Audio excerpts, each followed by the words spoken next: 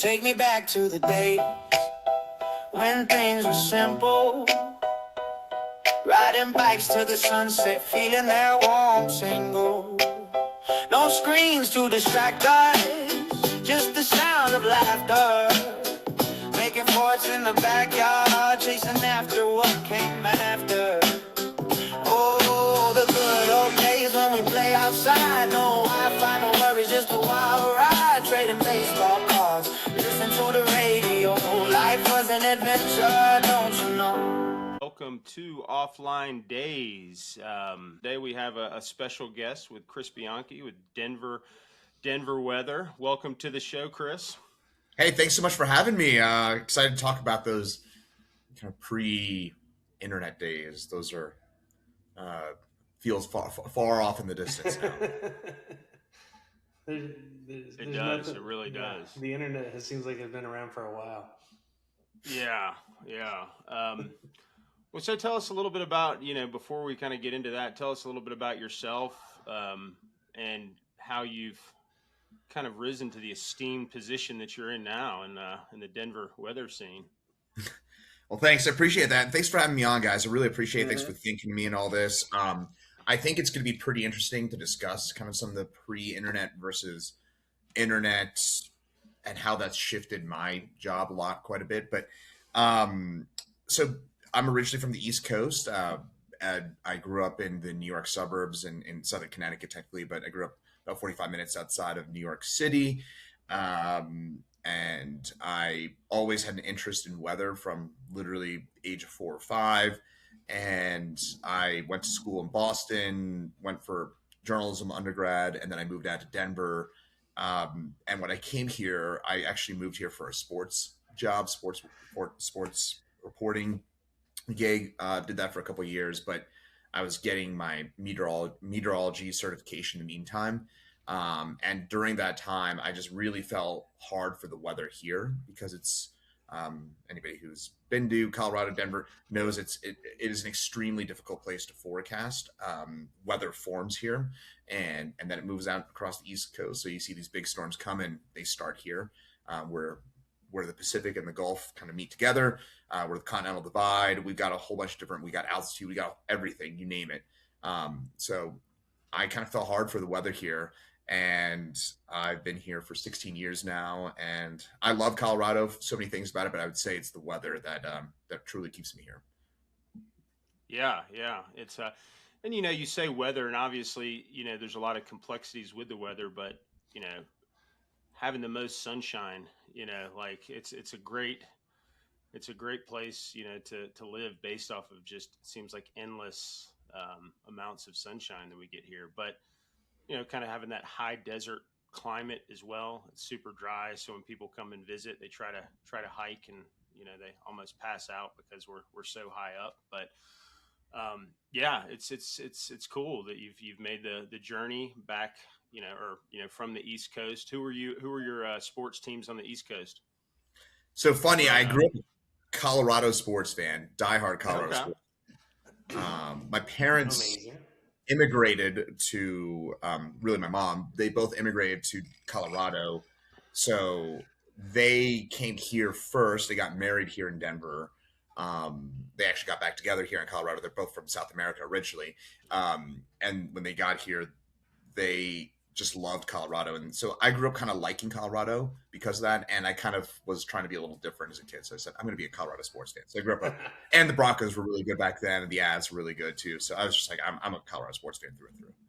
Yeah, that's cool. It's kind of a little off topic, but I thought it'd be funny to ask you if Tornadoes had theme music, what song would you choose? Oh boy. I mean, the first song that pops in my head is Thunderstruck, but like that, that's obviously got a different connotation that might be overly obvious. Oh man. Yeah. What about Sandstorm by Darude?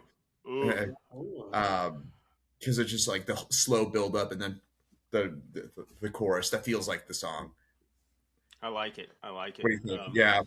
I was thinking Hell's what Bells. What do you think, Coley? Hell's Bells. Yeah. Because that also has that slow build. And they hit at different parts. I'm thinking, for me, I would choose Eye of the Tiger because I feel like people like surviving, trying to survive it, are like needing to pull out the eye of the tiger to come out on the other side. So yeah, and I know we're getting into. Are we officially into kind of tornado season now? I mean, because I know some recent stuff in Wisconsin and some other areas. So Yeah, so we're actually kind of done with tornado season, honestly. Well, mm, we're still in it. It's more the northern tier states this time of year.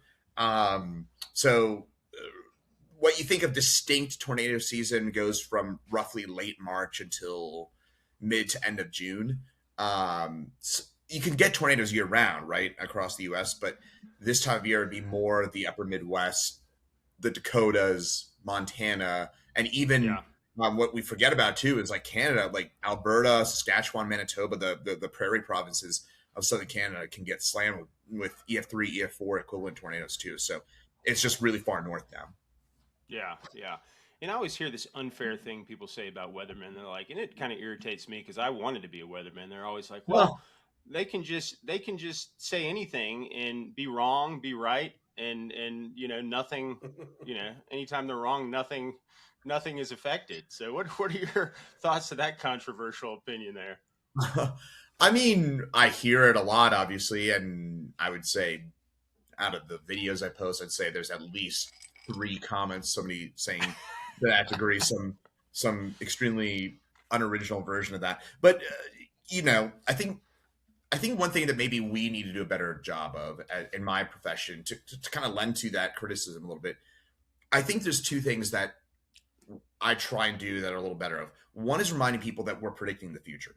So Right. like if I kick it back to you, what's the Broncos record going to be? And you hear that on sports radio, but nobody holds them to account, right? Nobody's like, oh, like X. Yeah. You said that they were going to be 11-6 last year, but they were actually 14-3. Like, you don't have their comments saying that. So for starters, it's just reminding people that we are predicting the future. I do think we need to do a better job of just like reminding people of that. Yeah. And Yeah. number two is what is I think it's more of a probability based science, right? Like what really I'm really a scientist. I'm really a nerd, and so it's reminding people that like if we say there's a good chance for rain, it's not a. I hate the term forecast, for example. I'm not saying that this is going to happen at your house, that you're going to get X storm, you're going to see Y amount of rain. I'm saying there's this probability that you're going to have it. And to be honest, I think that as an enterprise, we need to do a better job of communicating that. And that's, I try and do that. I try and frankly show the humility behind the science of Yeah. like, I don't know what's going to happen in your house, man. Like, I would love to. If I did, I'd be probably doing something different, making a lot more money. I just like, Yeah. I mean, I love my job. That's why I critique of that. It's just like, I hope that makes sense. It's just like, No, it there's, does. I think I that's think a lot of what people are it is. just jealous and want to be weathermen too. Yeah. So, Yeah, it's I fun. mean, It is fun. I love it. I do love it. I feel I like mean, on I the like to just watch. Go ahead, Coley. I was just saying, I feel like on the flip side, it's amazing that you can predict that it's going to be 98 degrees and you hit 98 degrees. Like that, the science behind that is fantastic. Yeah. I totally agree. I think people forget that too. Like, look, okay, if I don't know, like think about the early May snowstorm we had here in Denver, like 4 or 5 days out, we had a pretty good idea that there was going to be a pretty high impact May snowstorm, which is obviously highly uncommon. We're going to go from 80 to snow in about 2 days.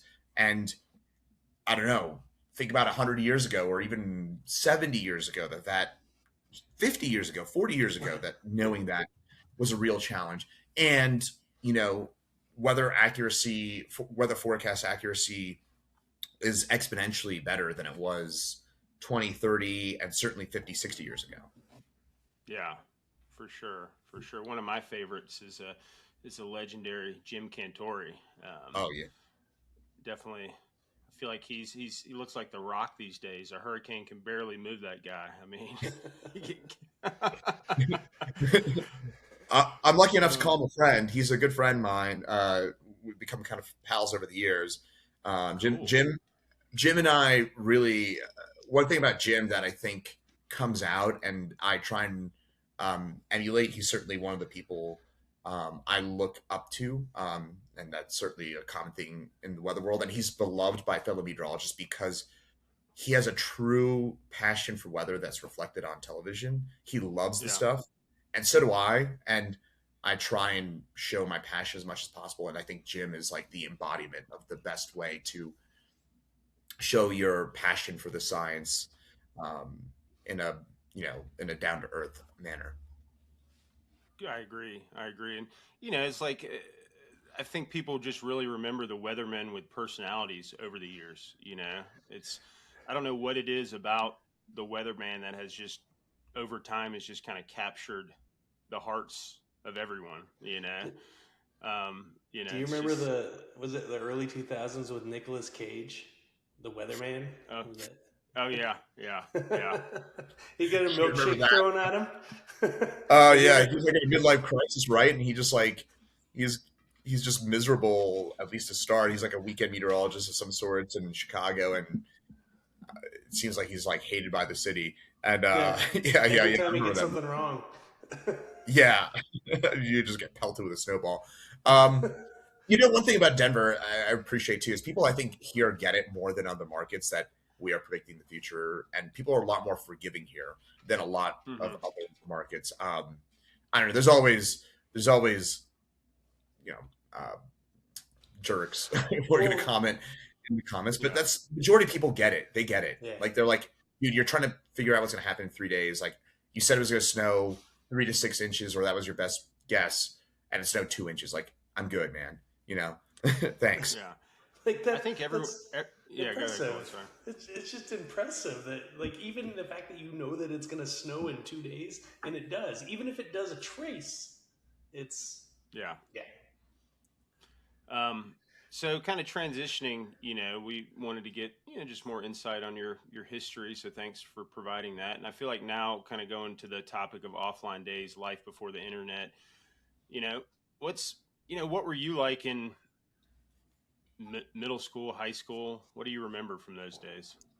Yeah. So I'm 38. So just I would be at the kind of in that weird millennial where half my childhood was the internet, half of it wasn't. It was just kind of coming into play. It was the AOL dial-up thing for the majority of my late elementary, middle, and certainly by high school was more DSL and stuff like that. But my parents never really like were big internet tech junkies, and so Yeah. I lived a mostly offline or certainly elementary, middle, and early high school. So I've always been a huge sports fan. I've also loved playing sports. So Hmm. that was essentially what I did. I was never a big. I played some video games, for example, and I watched some TV, but I was always a big outside kid and running around. Again, mostly sports, one way or the other, watching it or playing it. That was me growing up, playing a lot of soccer, a lot of tennis, Mm. baseball. I played pretty much anything I could. Football, my friend. I was too small to play, high school or anything like that. But I was just, I really enjoyed sports, and that was kind of what kept me, I think, primarily offline. Right. Right. And that's, do you have like kind of typical to pre-internet? Do you have memories of just playing, staying out till the sun goes down with the neighborhood kids? Was that your kind of neighborhood scenario? Yeah, I was pretty lucky. I had one of those kind of what seemed, I would imagine, is probably a more and more rare sort of setup like that. So yeah, I played a lot with kids, rode bikes, played wiffle ball, played soccer, just whatever. Um, Frisbee in high school a lot, and honestly, like until I don't know, it wasn't for me. I've mostly been not a super internet driven person until my job requires me to be obviously online a lot, and Yeah. I've kind of built a pretty notable social media following, and I say that requires me to be online a lot more.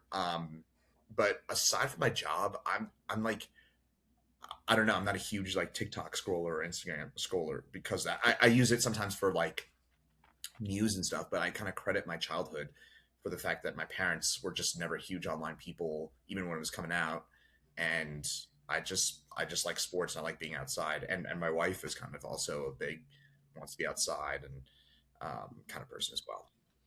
Yeah, and I feel like it's a good balance because it's easy, as you know, these days to kind of go in the deep end of just social media and comments, and all of a sudden you're scrolling hours and hours per day, you know. So yeah, so I feel like now it's just we've seen the world change so fast in 25 years, you know, like since the early 2000s. How is like the weather, like your job changed with technology over time? Yeah, I think that's really interesting, Ryan. I think that's a really interesting intersection. Is like I think for me personally, my life has not changed a ton. Again, I'm still huge. I still play soccer. I just came back from a run. Like I'm always outside. I feel, and I try to be at least going camping this weekend. Like that sort of thing.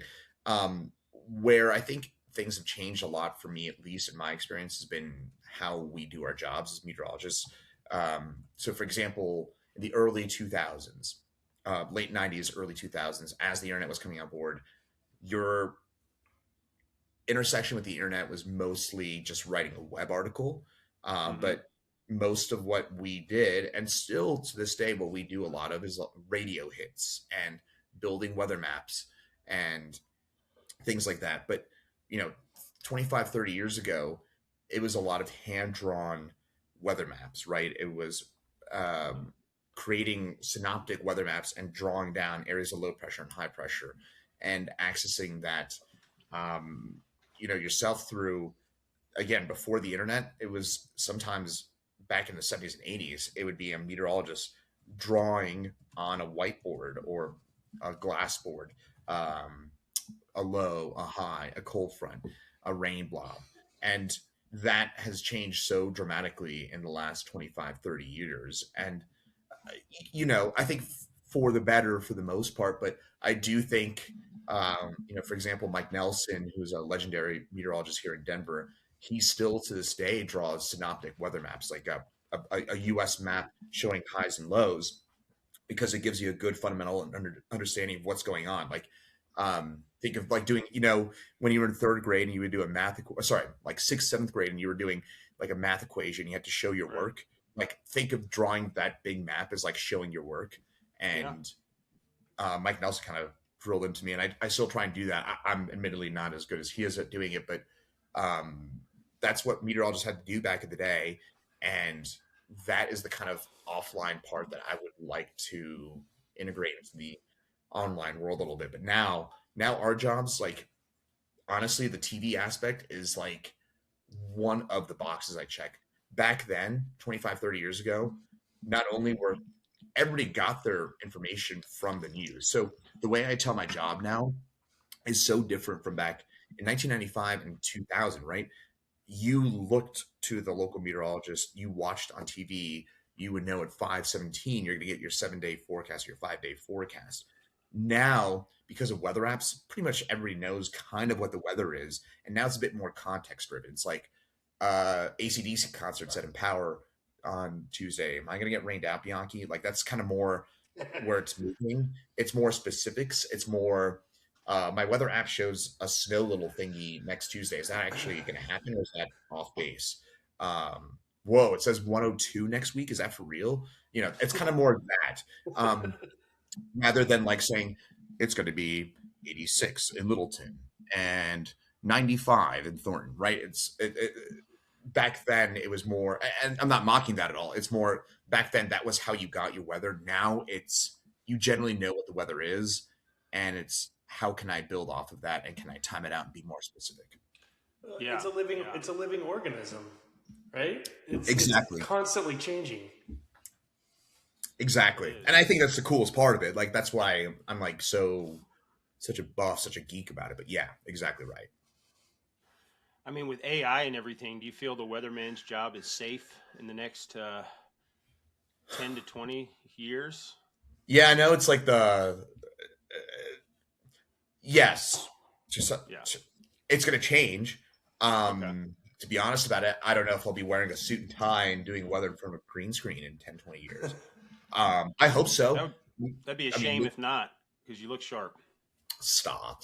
Thank you. No, it's um, like okay. I mean, I'll go from a bigger perspective. Like, I mean, this is getting a little away from the weather, but like, I scream as loud as I can to anybody who will listen that local news is still the best way to get your information. Hmm. And I'm obviously biased here, but like, should you be learning about the Middle East from like an 18-year-old on TikTok? Like, like, No.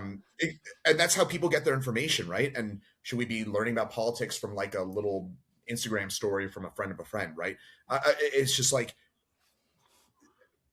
local news is the best way to get your information. I also mean that in terms of weather, right? I mentioned those analogies about the Middle East or politics because it's the same thing with weather too, because you have 18-year-olds who will get 8,000 shares on saying this weather model shows it's going to snow 5 feet at your house next week and everybody gets excited, right?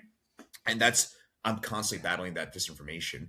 Yeah. But uh, again, I know that's like a bit more of an existential crisis that goes beyond weather.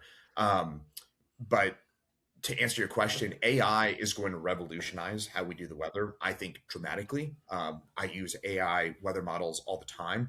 The way that AI works, um, two things about AI. Number one, AI models, what they do is they obviously will adjust 40 or 50 years of weather data, and they look at the historical anomalies and will um, base their predictions based off of that. And they get better and better. They learn over time, right? Um, so that lends really well to weather. Hmm. Because right now, the weather forecast models we use are just basically huge, giant math equations that represent the atmosphere and all the dynamics that go around it. So Mm. it's a totally different approach. Um, and it's going to get better and better. And I'm already seeing that. I'm already seeing the AI models. In fact, I look to the AI models probably first now than I do the numerical, the math equation models. Oh, interesting. Yeah. And Okay. that's new. That's new. Like how And new? Like in the past year, six past months, year, past past year, year? Hmm. maybe, and really 6 months now. Honestly, it's more like 6 months. Um, so it's changing quick, and that is really good. I think your weather apps and data are going to get really good too, and I think within our lifetimes, it's realistic to expect pretty darn accurate 2 week forecasts. That's a I don't think that's a super popular or super widespread opinion. I'm probably going out on a bit of a limb by saying that, but I think it's safe to say within 10 to 20 years, you're going to be getting 2 week weather forecasts that are pretty accurate, and stuff within 5 days is going to be really accurate. Um, Wow. that I think that's going to happen soon. So, what does that mean for me? I don't know. I think it means I have to be nimble. It means I have to be, you know, what are people's consumption habits could be more importantly, but still, I still think my job's going to stick around, right? Let's say it's more to the 2 week window. I'm still going to have people being like saying, I'm getting married in 11 days in Larkspur. Like, is it going to rain at my wedding? Um, there's a concert 2 weeks out. Like, is it going to rain then? Like, I think just the window will move, if that makes sense. Yeah. Speaking of marriage, didn't you just get married, Mm. or was that a while ago? 3 years. I Oh, celebrated my wife and I celebrated our 3 year anniversary this week. So, nice. yes, 3 years I of saw it. wedding. I saw it on your Instagram, and I thought it was recent. So yeah, that's 3 years though. That's nice. How's the 3 years been thus far? Great. Yeah, my wife is my wife is my biggest supporter when it comes to this. Oh, She really enjoys a lot of the meteorology side of things, and that's cool. she's not afraid occasionally to mix it up in the comments. If she sees something, um, somebody ripping me, She's your she'll biggest hop in troll there. too. Um, she'll hop in there and do that. But no, I'm pretty lucky. I've got a really supportive wife. Like, doing what I do. I Yeah. work weird hours. I work a lot. I work more than the normal person. I go out in public. I get recognized. I do events.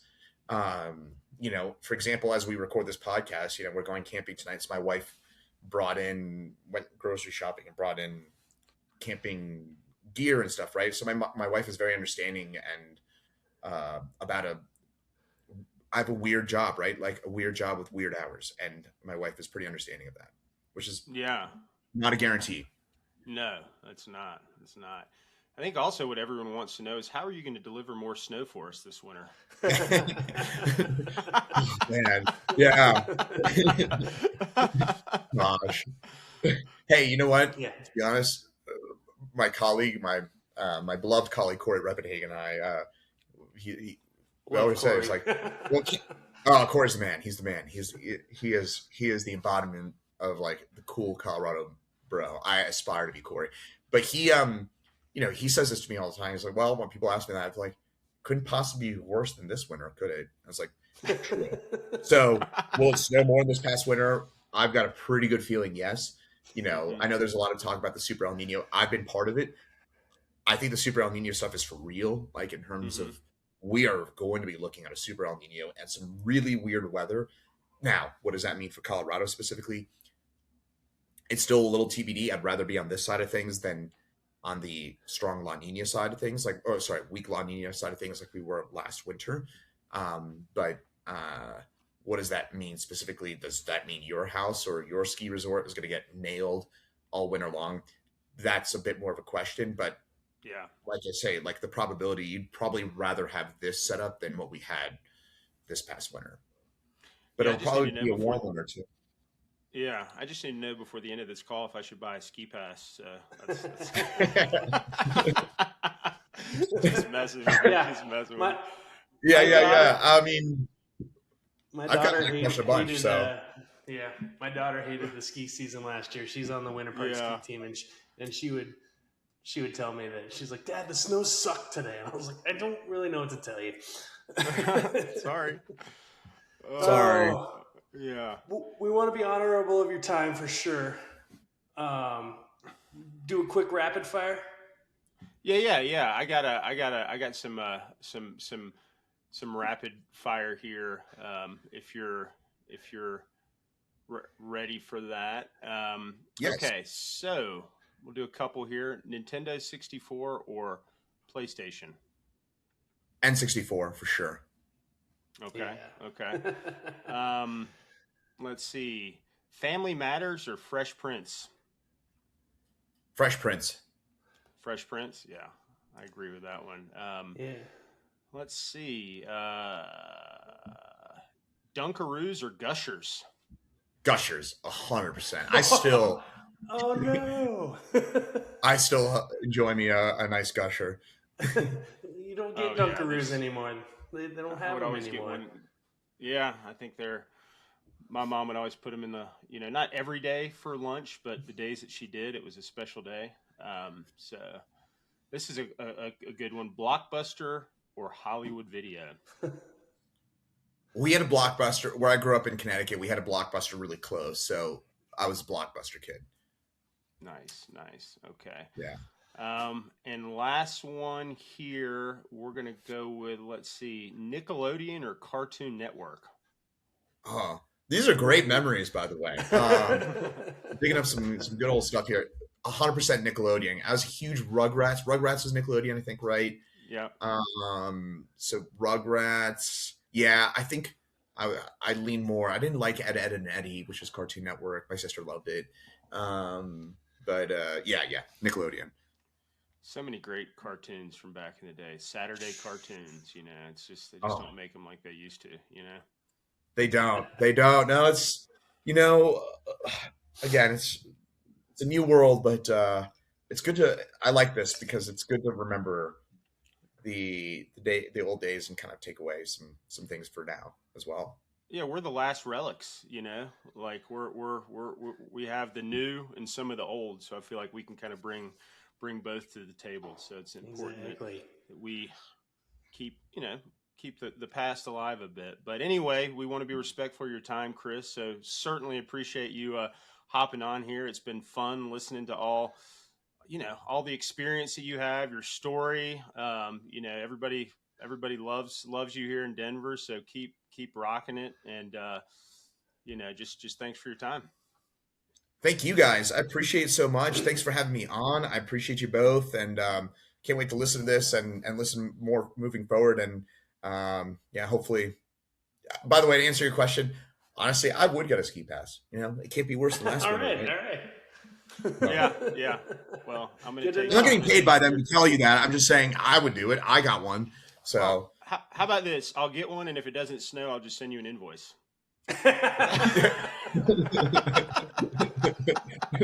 and you could just go caps lock in my comments like everybody else. Yeah. Extra exclamation points. Thanks, guys. Oh, man. Yeah, have a good day, and thanks again for hopping on. See you guys. Oh, the good old days when we play outside. No Wi-Fi, no worries, just a wild ride. Trading baseball cards, listen to the radio. Life was an adventure.